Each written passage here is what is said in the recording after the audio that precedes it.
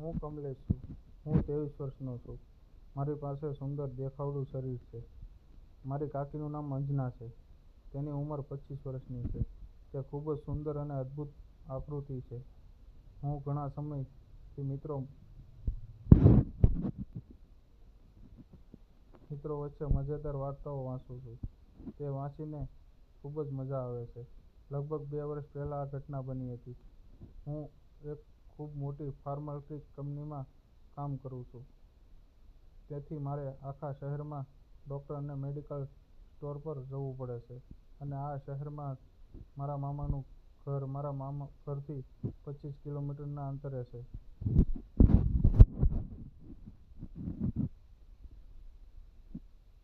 અને મારે દર અઠવાડિયે તે વિસ્તારમાં જવાનું મારું નક્કી જ હતું. અને જ્યારે પણ હું ત્યાં જતો ત્યારે મારા નાની અને મને આવવાનું કહેતી.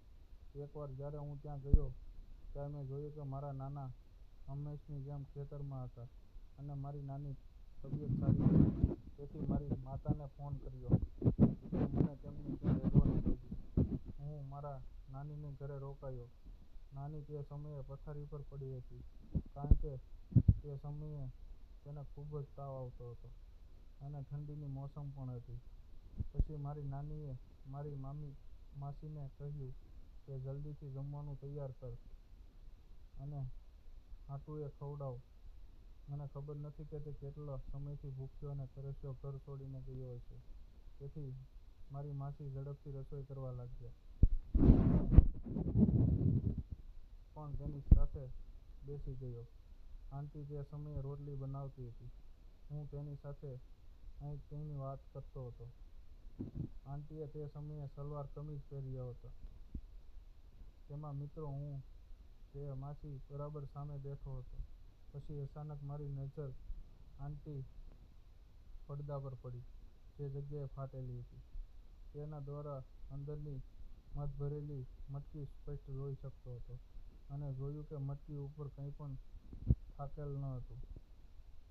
હું એની ઝલક સ્પષ્ટ જોઈ શકતો હતો. તે દિવસે હું પહેલી વાર મટકી જોઈને સંપૂર્ણપણે બેચેન થઈ ગયો. પરંતુ મેં કોઈને તેની જાણ થવા દીધી નહીં. અને હું ખૂબ જ આનંદથી મટકી જોતો રહ્યો. અને માસી રોટલી બનાવતી વખતે મને મારા ઘર વિશે પૂછી રહી હતી. હજુ પણ તેની વાતનો જવાબ આપતી વખતે હું મારી આંખો વડે મટકી જોઈ રહ્યો હતો. મટકી જોઈને મને તોડવાના વિચારથી મન સંપૂર્ણપણે આનંદમાં હતું.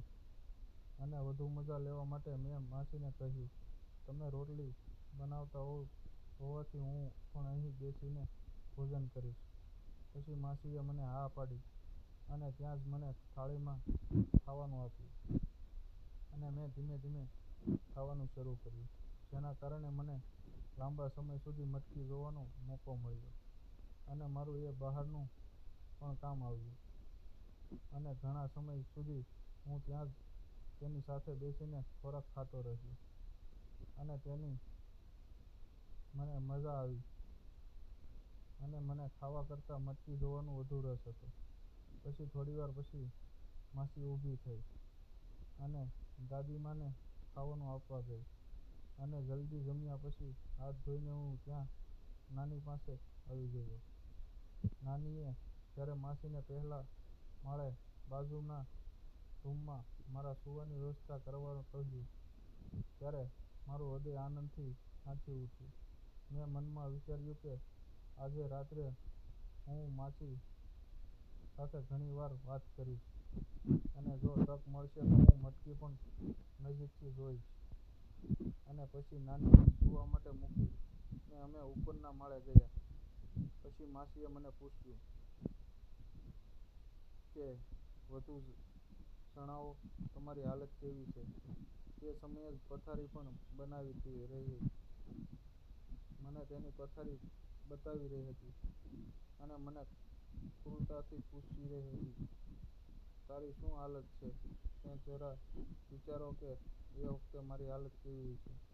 તેમ છતાં મેં કહ્યું, ઠીક છે માસી. મેં કહ્યું, મને કહો કે તમારી શું હાલત છે અને કેવી પાસે મારો પલંગ ગોઠવ્યો. પછી તે રૂમમાં આવી અને પોતાનો પલંગ ગોઠવવા લાગ્યા. બેડ ગોઠવાયા પછી તેણે મને કહ્યું કે ઠીક છે, પણ હું હંમેશા ઘરે એકલી રહીને કંટાળી જાઉં છું. તું પણ આ રીતે ક્યારેક આવતો રહેજે. તારા કામ માટે આવો, પણ અમારા ઘર ન આવો. કૃપા કરીને અમારી સ્થિતિ પૂછવા માટે ક્યારેક તો આવો. પછી મેં કહ્યું, માસી, જો તમને અત્યારે ઊંઘ ન આવતી હોય તો ચાલો આપણે બંને તમારી રજાઈ નીચે બેસીને થોડીવાર વાત કરીએ. પણ જો તમને વાંધો ન હોય તો. માસીએ કહ્યું, અરે, એમાં ખરાબ લાગવાની શું વાત છે? હું પણ ઈચ્છું છું કે તું રજાઈ નીચે બેસ. હું મારા રૂમમાં જઈને ફ્રેશ થઈને આવું. મને આટલું કહીને તે ટુવાલ અને કપડાં ઉપાડીને રૂમમાં બાજુમાં આવેલા રૂમમાં જઈને લાઇટ ચાલુ કરી અને દરવાજો બંધ કરી દીધો. પછી મેં મનમાં વિચાર્યું, શા માટે હું બાથરૂમની અંદર નજર ન કરું? કદાચ મને કંઈક સારું દેખાય. અને પછી હું ધીમે ધીમે રૂમની નજીક ગયો. એનો દરવાજો ઘણો જૂનો હતો અને મારા માટે નસીબ જોગે તેમાં પણ એક મોટું કાણું હતું. હું ડરી ગયો અને અંદર જોયું અને મારી આંખો પહોળી થઈ ગઈ. હું તેને જોઈને પાગલ થઈ ગયો. હાથ પગ સારી રીતે ધોયા પછી તે તેને ટુવાલ વડે સાફ કરી અને પછી કપડાં પહેરી નાખ્યા. પછી હું ઝડપથી પાછો આવ્યો અને રજાઈ નીચે બેસી ગયો. પરંતુ મારા મન હાલત ખૂબ જ ખરાબ હતી. હું તેને શબ્દોમાં પણ કહી શકતો નથી. અને થોડીવાર પછી બહાર આવીને તેણે મને કહ્યું, ખોટું, હવે મને કહેશો શું કહેતા હતા? કંઈ નહીં, માસી, પણ તમને વાંધો ન હોય તો હું તમને કહી શકું? તેણે કહ્યું, હા હા, કહો. મેં તેને કહ્યું કે તમે ખૂબ જ સુંદર લાગો છો. જે તમારી સાથે લગ્ન કરશે તે ખૂબ જ નસીબદાર હશે, કારણ કે તેને તમારા જેવી પત્ની મળશે. માસી બોલી, વાહ, તમે મને સાચું કહો છો. પણ શું વાત છે? ખોટું, આજે તું મારા મોટા વખાણ નથી કરી રહ્યો ને? ના, જુઠ્ઠું નહીં માસી, તમે ખરેખર ખૂબ જ સુંદર લાગો છો. તમને આજ સુધી કોઈએ કહ્યું નહીં હોય, પણ તમે ખરેખર ખૂબ જ સુંદર લાગો છો. માસી બોલી, અરે વાહ, ખોટું એવું છે ને તું બહુ સરસ અને સુંદર વાતો કરે છે. તારી ગર્લફ્રેન્ડ કેમ છે કે નથી? અમે કહ્યું, ના, મેં આજ સુધી આવું કોઈ જોયું નથી. આજ સુધી કોઈને ગમ્યો નથી. માસી બોલી, ઠીક છે, તો તને કેવા પ્રકારની છોકરી જોઈએ છે? મેં વાત આગળ વધારીને હમણાં જ મેં તમને કહ્યું હતું કે તમે ખૂબ સુંદર અને પ્રેમાળ પણ છો. તો મને તમારા જેવી છોકરી મળી જશે તો હું જીવનનો આનંદ માણીશ. તે બોલી, ઠીક છે સાહેબ, હવે તમે તમારી માસીની મજાક ઉડાવો છો. અરે ના માસી, હું તો માત્ર સાચું જ કહું છું. અને કોઈ રીતે કોઈના દિલથી વખાણ કરવામાં કે તેને એવી વાત કહેવામાં કંઈ ખોટું નથી જે તેને આજ સુધી કોઈએ કહ્યું નથી.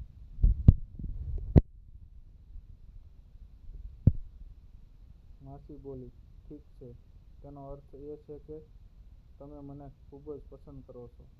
હા માસી, જો તમે મારી માસી ન હોત ને તો મેં તમને આજે જ મારી ગર્લફ્રેન્ડ બનાવીને વિનંતી કરી હોત.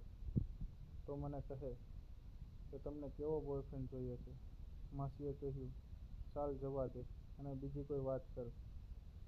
પ્લીઝ મને કહો, મારે તમારો જવાબ સાંભળવો છે.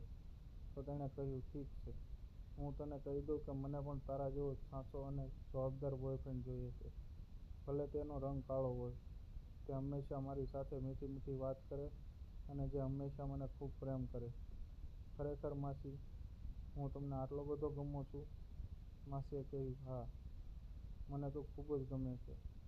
પણ તું તો મારી સાચી બહેનનો દીકરો છે અને હું તને કંઈ કહી શકતી નથી. ખોટું પણ સાચી વાત એ છે કે મને તું બહુ જ ગમે છે. મેં કહ્યું, જ્યારે હું તમને પસંદ કરું છું અને તમે પણ મને પસંદ કરો છો, તો પછી આજથી આપણે બોયફ્રેન્ડ અને ગર્લફ્રેન્ડ કેમ નથી બનીએ? તેણે કહ્યું, ના, ખોટું, આ બધું ખોટું હશે. તું મારા દીકરા જેવો છે અને આવું ક્યારેય ના થઈ શકે. અને એને કહ્યું, કેમ ન થઈ શકે? હું તમને દિલથી ચાહું છું. શું મારો પ્રેમ સ્વીકારી શકતી નથી? કોઈ રીતે અહીંથી તમારા અને મારા સિવાય બીજું કોઈ નથી. કૃપા કરીને મારી વાત સ્વીકારો. માસી, હું તમને ખૂબ જ પ્રેમ કરું છું. કૃપા કરીને મારો પ્રેમ સ્વીકારો અને આજથી આપ મારી બની જાઓ. ખોટું, હવે મને પણ તારી બનવાનું મન થાય છે, પણ મને બીક લાગે છે. કોઈને ખબર પડી જશે તો? મેં કહ્યું, મહેરબાની કરીને આ કોઈને ખબર નહીં પડે. અને આ સમયે તમારા અને મારા સિવાય ઉપર કોઈ નથી. હું ધીમે ધીમે રૂમની બહાર આવ્યો અને થોડી વાર અહીં ત્યાં ડોકિયું કર્યા પછી હું પાછો રૂમમાં આવ્યો. હવે બધા સૂઈ ગયા છે. અને આવું કહીને મેં દરવાજો અંદરથી બંધ કરી દીધો. દરવાજો કેમ બંધ કર્યો? મને ડર લાગે છે. બધા સૂઈ ગયા છે. હવે માત્ર તમે અને હું જ જાગીએ છીએ. માસીથી શરમાવાનું બંધ કરો અને મારા બની જાઓ. તમે ખૂબ જ ગમે છો. તેણે કહ્યું, હા, હું પણ તને ખૂબ જ પ્રેમ કરું છું, મારા પ્રિય. આટલા લાંબા સમયથી તારો પ્રેમ મેળવવા માટે તડપતી હતી. જો હું તને ન મળ્યો હોત તો હું કદાચ મરી ગયો હોત. મિત્રો, આગળની વાર્તા માટે વિડીયોને લાઈક કરી ચેનલને સબસ્ક્રાઈબ જરૂર કરશો. ફરી મળીશું એક નવા વિડીયોમાં. ત્યાં સુધી આવજો. વિડીયો પૂરેપૂરો જોવા બદલ તમારો ખૂબ ખૂબ ધન્યવાદ.